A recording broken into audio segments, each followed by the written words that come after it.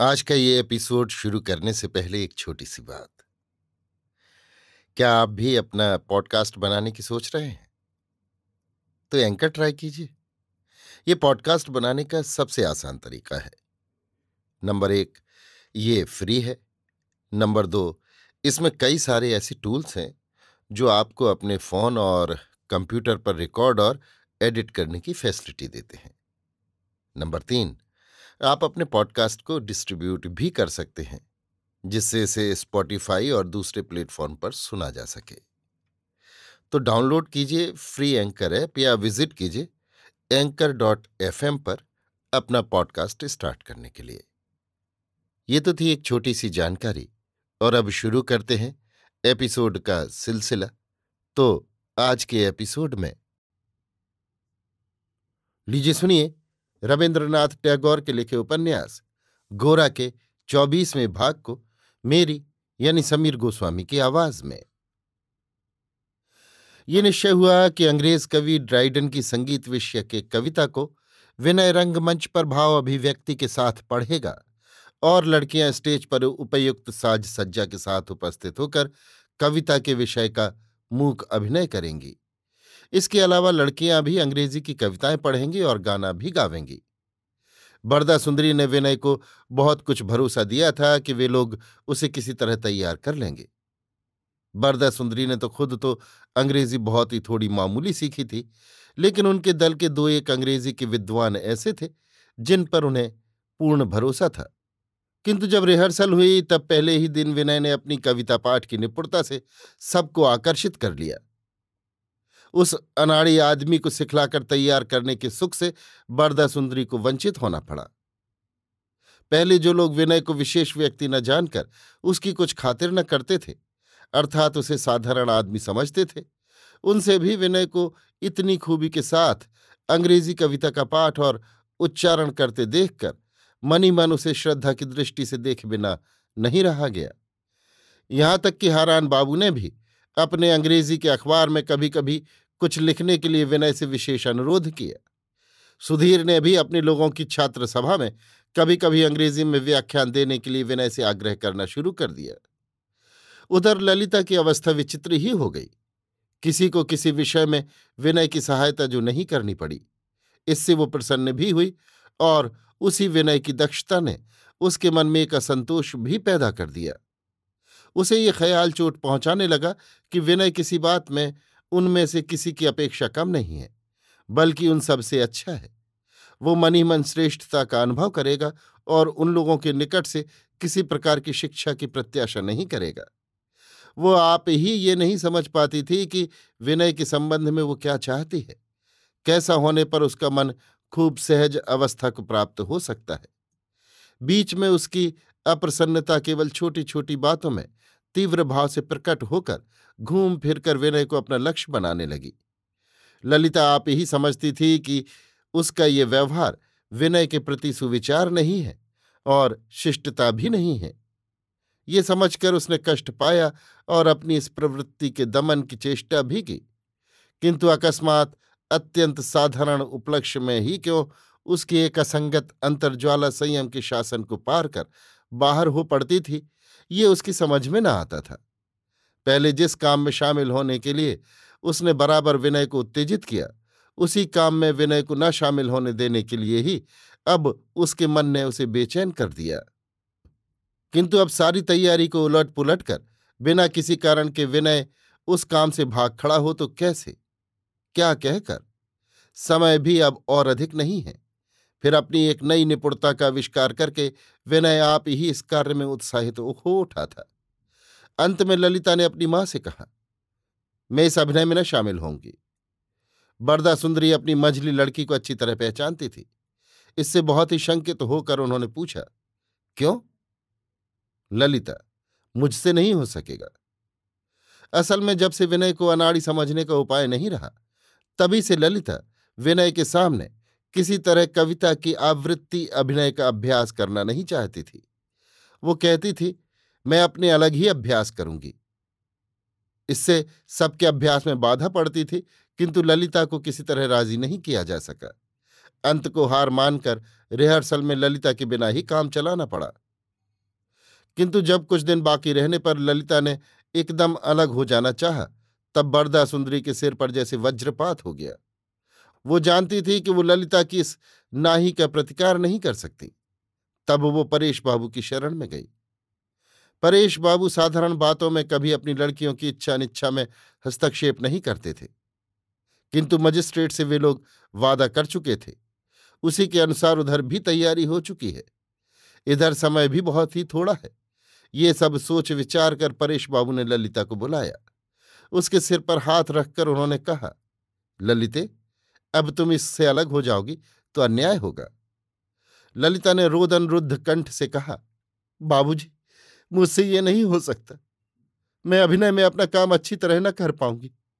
परेश ने कहा, तुम अच्छी तरह न कर पाओगी तो उसमें तुम्हारा कुछ दोष न होगा, किंतु ना करने से अन्याय होगा। ललिता सर झुकाए खड़ी रही। परेश बाबू ने कहा, बेटी, जब तुमने इस काम का भार अपने ऊपर लिया है, तब तुम्हें ये काम पूरा करना ही होगा। पीछे अहंकार को चोट पहुंचेगी, ये ख्याल करके भाग खड़े होने का तो अब समय नहीं है। पहुंचने दो अहंकार को चोट। उसे अग्राह्य करके भी तुमको अपना कर्तव्य करना ही होगा। ये तुमसे हो ना सकेगा, क्यों बेटी? ललिता ने पिता के मुख की ओर देखकर कहा, हो सकेगा। उसी दिन शाम को खास करके विनय के सामने ही सब संकोच को पूर्ण रूप से दूर करके ललिता जैसे एक अतिरिक्त बल के साथ स्पर्धापूर्वक अपने कर्तव्य में प्रवृत्त हुई। विनय ने इतने दिन तक उसका कविता पाठ नहीं सुना था। आज सुनकर सब अचंभे में डूब गया। ऐसा सुस्पष्ट सतेज उच्चारण की कहीं पर कुछ भी अस्पष्टता या रुकावट नहीं। भाव प्रकट करने के भीतर ऐसा एक निसंशय बल था कि सुनकर विनय को आशातीत आनंद प्राप्त हुआ। वो कंठ स्वर विनय के कानों में बहुत देर तक गूंजता सा रहा। कविता का पढ़ना अच्छे पढ़ने वालों के संबंध में श्रोता के मन में एक विशेष प्रकार का मोह उत्पन्न करता है। फूल जैसे वृक्ष की शाखा में, वैसे ही कविता भी पढ़ने वाले ही के बीच लिखकर उसे विशेष शोभा संपत्ति देती है।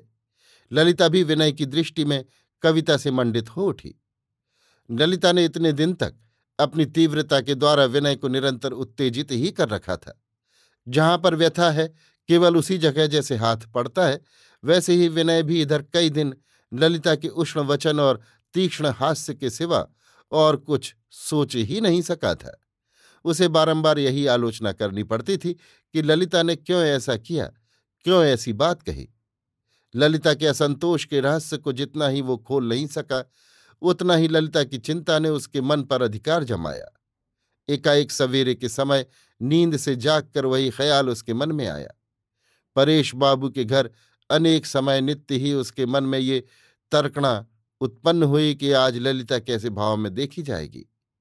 जिस दिन ललिता ने लेश भर भी प्रसन्नता प्रकट की है, उस दिन विनय की जैसे जान में जान आई, और यही सोचता रहा है कि क्या करने से उसका ये भाव सदा बना रह सकता है।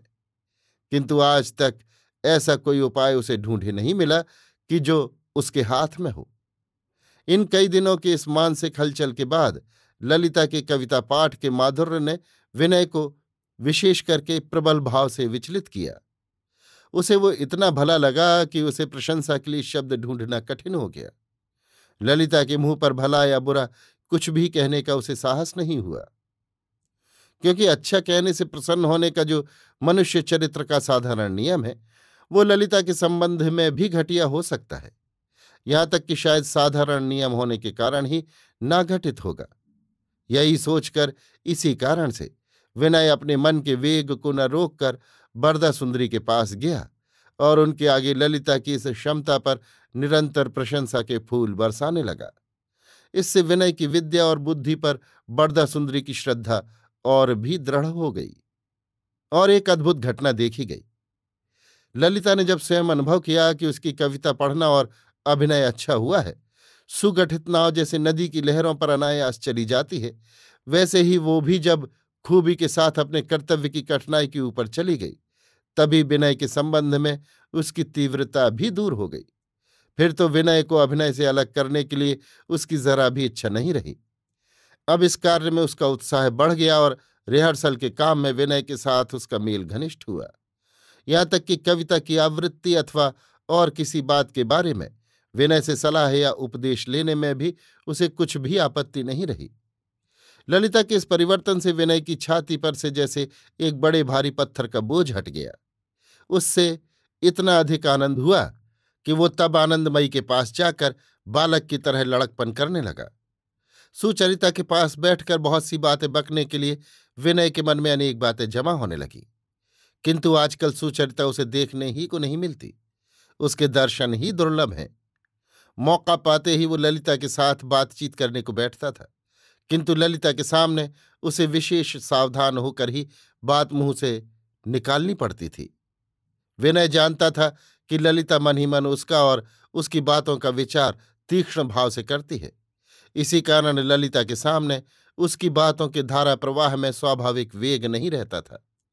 ललिता बीच बीच में उससे कहती थी, आप तो जैसे किताब से रटकर ये बातें कह रहे हैं, इस तरह क्यों बोलते हैं? विनय इसके जवाब में कहता था, मैं इतनी अवस्था तक किताबें ही रटता आया हूं, इसी से मेरा मन छपी हुई किताबों के समान हो गया है। ललिता कहती थी, आप खूब अच्छी तरह संभाल कर बनाकर बात करने की कोशिश न किया करें, अपने मन की बात ठीक तौर से कह जाया करें। आप इस तरह खूबी के साथ अलंकारिक भाषा में कहते हैं कि मुझे संदेह होता है आप किसी की बातें सोच समझकर बनाकर कहते हैं। यही कारण था कि स्वाभाविक क्षमता के कारण कोई बात खूब सजावट के साथ अगर विनय के मन में आती थी तो उसे भी ललिता के सामने कहते समय चेष्टा करके विनय को वो बात सीधी सादी भाषा में संक्षेप के साथ कहनी पड़ती थी। कोई अलंकारिक बात उसकी जबान पर अगर अकस्मात आ जाती थी तो वो लज्जित हो जाता था। ललिता के मन के भीतर जैसे एक व्यर्थ का मेघ हट गया और उसका हृदय निर्मल उज्ज्वल हो उठा। बरदा सुंदरी भी उसका ये परिवर्तन देखकर विस्मित हो गई। वो अब पहले की तरह बात बात में आपत्ति प्रकट करके विमुख नहीं हो बैठती, सब कामों में उत्साह के साथ शरीक होती है। आगामी अभिनय के साज और सजावट वगैरह सभी बातों के बारे में उसके मन में नित्य नाना प्रकार की नई नई कल्पनाएं पैदा होने लगीं। उन्हीं कल्पनाओं को लेकर उसने सब की नाक में दम कर दिया। इस बारे में बरदा सुंदरी का उत्साह चाहे जितना अधिक हो, वो खर्च की बात भी सोचती हैं। इसी कारण ललिता जब अभिनय की ओर से विमुख थी, तब भी जैसे उनकी उत्कंठा का कारण उपस्थित हुआ था, वैसे ही अब उसकी उत्साहित अवस्था में भी उनके जी को संकट उपस्थित हुआ। किंतु ललिता की उत्तेजित कल्पना वृत्ति को चोट पहुंचाने का भी साहस नहीं होता। जिस काम में वो उत्साह दिखाती है, उस काम में कहीं लेश मात्र भी असंपूर्णता घटित होने से वो एकदम उदास हो बैठती है। उसमें शरीक होना ही उसके लिए असंभव हो उठता है। ललिता अपने मन की इस बढ़ी हुई अवस्था में सुचरिता के निकट अनेक बार व्यग्र हो गई है। सुचरिता हंसी है, बातें भी की हैं, किंतु ललिता ने उसके भीतर बारंबार ऐसी एक बाधा का अनुभव किया है कि वो मन ही मन नाराज होकर वहां से लौट आई है। एक दिन उसने परेश बाबू के पास जाकर कहा, बाबूजी, सुची दीदी एक किनारे बैठे बैठी किताबें पढ़ें और हम लोग अभिनय करने जाएं, ये ना होगा, उनको भी हमारा साथ देना होगा। परेश बाबू भी इधर कई दिन से सोचते थे कि सुचरिता अपनी साथियों से जैसे कुछ दूर होती जा रही है। ऐसी अवस्था सुचरिता के लिए स्वास्थ्यकर नहीं, ये जानकर उन्हें एक आशंका सी हो रही थी। ललिता की बात सुनकर उन्हें आज जान पड़ा, आमोद प्रमोद में सबके साथ सम्मिलित न हो सकने से सुचरिता का ये अलगाव का भाव प्रश्रय पाकर बढ़ जाएगा। परेश बाबू ने ललिता से कहा, अपनी माँ से कहो। ललिता ने कहा, माँ से तो मैं कहूंगी, मगर सुची दीदी को राजी करने का भार आपको लेना पड़ेगा। परेश बाबू ने जब कहा तो सुचरिता कुछ नाही नूही नहीं कर सकी। वो अपना कर्तव्य पालने के लिए अग्रसर हुई। सुचरिता के बाहर निकलकर सबके साथ शामिल होते ही विनय ने उसके साथ पहले की तरह वार्तालाप जमाने की चेष्टा की, किंतु इन्हीं कई दिनों में न जाने क्या हो गया कि अच्छी तरह उसे सुचरिता का रुख नहीं मिला। उसके मुख की श्री में, उसकी दृष्टि में ऐसा एक सुदूर व्यवधान का भाव प्रकट होता है कि उसके पास आगे बढ़ने में संकोच उपस्थित होता है। पहले भी मिलने जुलने और कामकाज के भीतर सुचरिता का एक निर्लिप्त भाव था, वही भाव इस समय अत्यंत स्पष्ट हो उठा है। उसने जो अभिनय कार्य के अभ्यास में योग दिया था, उसके भीतर भी उसकी स्वतंत्रता नष्ट नहीं हुई। काम के लिए उसकी जितनी जरूरत होती थी, उसे ही करके वो चली जाती थी। इसी तरह देखते देखते सुचरिता विनय के निकट से बहुत दूर चली गई। अब की कई दिन गोरा के उपस्थित न रहने से विनय बिल्कुल ही बेरोक टोक हो परेश बाबू के परिवार के साथ सभी तरह से हिल मिल गया था। विनय इस तरह अवारित भाव से प्रकाश को प्राप्त हुआ तो ये देखकर बाबू के घर के सभी आदमियों ने एक विशेष तृप्ति का अनुभव किया। विनय ने भी अपने इस तरह बाधा मुक्त स्वाभाविक अवस्था से जैसा आनंद पाया वैसा आनंद उसे और कभी मिला न था। वो उन सब लोगों को भला लगता है ये अनुभव करके उसकी रिझाने की शक्ति और भी बढ़ उठी। प्रकृति के इस फैलाव के समय अपने को स्वतंत्र शक्ति से अनुभव करने के दिन विनय के निकट से सुचरिता दूर चली गई। ये क्षति ये आघात अन्य समय दुसह होता, किंतु इस समय वो सहज ही उससे उत्तीर्ण हो गया। आश्चर्य तो यही है कि ललिता ने भी सुचरिता के भावांतर को उपलक्ष्य करके उसके प्रति पहले की तरह अभिमान नहीं प्रकट किया। कविता की आवृत्ति और अभिनय के उत्साह ने ही क्या उस पर संपूर्ण अधिकार कर लिया था। इधर सुचरिता को अभिनय में शामिल होते देखकर एकाएक हारान बाबू भी उत्साहित हो उठे। उन्होंने ये कहकर स्वयं प्रस्ताव किया कि वो पैराडाइज लास्ट का एक अंश पढ़ेंगे और ड्राइडन के काव्य का जो पाठ अभिनय में होगा उसकी भूमिका के तौर पर संगीत की मोहनी शक्ति के संबंध में एक छोटी सी वक्तृता भी देंगे। इस प्रस्ताव को सुनकर बरदा सुंदरी मन में खींच उठी। ललिता भी संतुष्ट नहीं हुई। हारान बाबू खुद मजिस्ट्रेट से मुलाकात करके इस प्रस्ताव को पहले ही पक्का कर आए थे। ललिता ने जब कहा कि इस मामले को इतना बढ़ाने से शायद मजिस्ट्रेट साहब आपत्ति करेंगे, तब हारान बाबू ने जेब से मजिस्ट्रेट का कृतज्ञता पत्र निकालकर ललिता के हाथ में देकर उसे निरुत्तर कर दिया। गोरा बिना किसी काम के पर्यटन करने निकला था और कब लौटेगा ये भी कोई नहीं जानता था। यद्यपि सुचरिता ने सोचा था कि वो इस संबंध में किसी भी बात को मन में स्थान नहीं देगी, लेकिन तो भी प्रायः प्रतिदिन ही उसके मन में आशा उत्पन्न होती थी कि आज शायद गोरा आवेगा। इस आशा को वो किसी तरह अपने मन से दूर नहीं कर पाती थी। गोरा की उदासीनता या उपेक्षा और अपने मन की इस अबाध्यता से जब वो अत्यंत पीड़ा का अनुभव कर रही थी, जब किसी तरह इस जाल को छिन्न भिन्न करके भागने के लिए उसका चित्त व्याकुल हो उठा था, ऐसे ही समय एक दिन हारान बाबू ने विशेष बात पक्की करने के लिए परेश बाबू से फिर अनुरोध किया। परेश बाबू ने कहा, अभी तो विवाह में विलंब है, इतनी जल्दी संबंध बंधन होना क्या अच्छा है। हारान, विवाह के पहले कुछ समय इस बंधन की अवस्था में बिताना दोनों के मन की परिपाटी के लिए मैं विशेष आवश्यक समझता हूं। प्रथम परिचय और विवाह के बीच में इस तरह का एक आध्यात्मिक संबंध जिसमें संसार की जिम्मेदारी नहीं लेकिन बंधन है, विशेष उपकारी है। परेश, अच्छा सुचरिता से पूछ देखूं। हारान, उन्होंने तो पहले ही स्वीकृति दे दी है। हारान बाबू के प्रति सुचरिता के मन के भाव के बारे में परेश बाबू को अब भी संदेह था। इसी से उन्होंने खुद सुचरिता को बुलाकर उसके आगे हारान बाबू का प्रस्ताव उपस्थित किया। सुचरिता का ये हाल था कि अपने इस दुविधा में पड़े हुए जीवन को किसी एक जगह चूड़ांत भाव से समर्पण कर सकने से ही उसकी जान बचे। इसी से उसने इस तरह तत्काल निश्चय भाव से अपनी स्वीकृति दे दी कि परेश बाबू का सारा संदेह दूर हो गया। उन्होंने विवाह के पहले प्रतिज्ञाबद्ध होना कर्तव्य है कि नहीं, इस विषय को अच्छी तरह सोच विचार लेने के लिए सुचरिता से अनुरोध किया, किंतु फिर भी सुचरिता ने इस प्रस्ताव में कुछ भी आपत्ति नहीं की। निश्चय हुआ कि ब्राउनलो साहब के निमंत्रण से हो आकर एक विशेष दिन में सबको बुलाकर भावी दंपत्ति का संबंध पक्का किया जाएगा। सुचरिता को क्षण भर के लिए जान पड़ा कि उसका मन जैसे राहु के ग्रास से मुक्त हो गया। उसने मन में पक्का कर लिया कि हारान बाबू से ब्याह करके ब्राह्म समाज के काम में सम्मिलित होने के लिए वो अपने मन को कठोर भाव से प्रस्तुत करेगी। हारान बाबू से ही वो रोज थोड़ा थोड़ा धर्म तत्व संबंधी अंग्रेजी पुस्तकें पढ़कर उनकी आज्ञा के अनुसार चलेगी, यही उसने इरादा कर लिया। उसके लिए जो दुरूह है, यहाँ तक कि अप्रिय है, उसी को ग्रहण करने की प्रतिज्ञा करके उसने मन में एक तरह की स्फूर्ति या स्फूर्ति का अनुभव किया। हारान बाबू द्वारा संपादित अंग्रेजी पत्र को कुछ दिन से सुचरिता ने नहीं पढ़ा था। आज वो पत्र छपते ही सुचरिता को डाक से मिला। जान पड़ता है हारान बाबू ने खास करके वो अंक सुचरिता के पास भेज दिया था।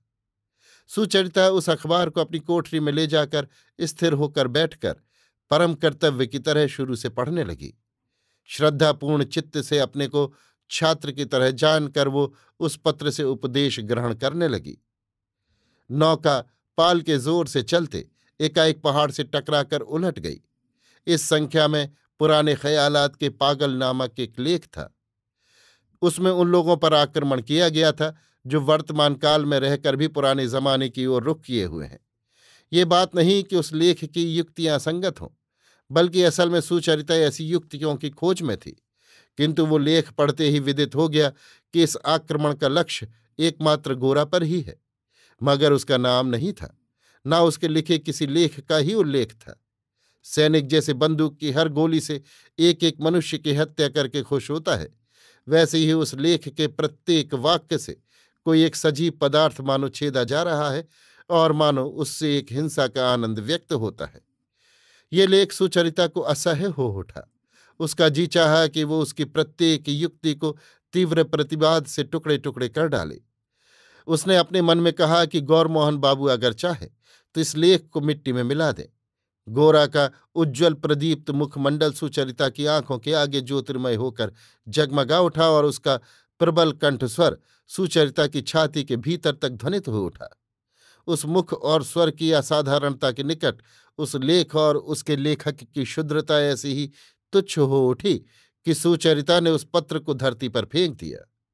बहुत दिनों के बाद उस दिन सुचरिता आप ही से विनय के पास आकर बैठी और कहा, आपने कहा था कि जिन पत्रों में आप लोगों के लेख निकले हैं उन्हें पढ़ने के लिए दीजिएगा, मगर आप नहीं लाए। उत्तर में विनय ने कहा, हाँ, मैंने उन पत्रों का संग्रह कर लिया है, कल ही ला दूंगा। विनय दूसरे ही दिन पत्रिकाओं की एक गठरी लाकर सुचरिता को दे गया। सुचरिता ने उन्हें पाकर भी फिर पढ़ा नहीं, बक्स में बंद करके रख छोड़ा। पढ़ने को बहुत ही जी चाहने के कारण ही उसने उन्हें नहीं पढ़ा। उसने प्रतिज्ञा की कि चित्त को किसी तरह इधर उधर बहकने न दूंगी। अपने विद्रोही चित्त को फिर हारान बाबू के शासन के अधीन अर्पण करके उसने और एक बार सांत्वना का अनुभव किया। अभी आप सुन रहे थे रविन्द्रनाथ टैगोर के लिखे उपन्यास गोरा के 24वें भाग को मेरी यानी समीर गोस्वामी की आवाज में।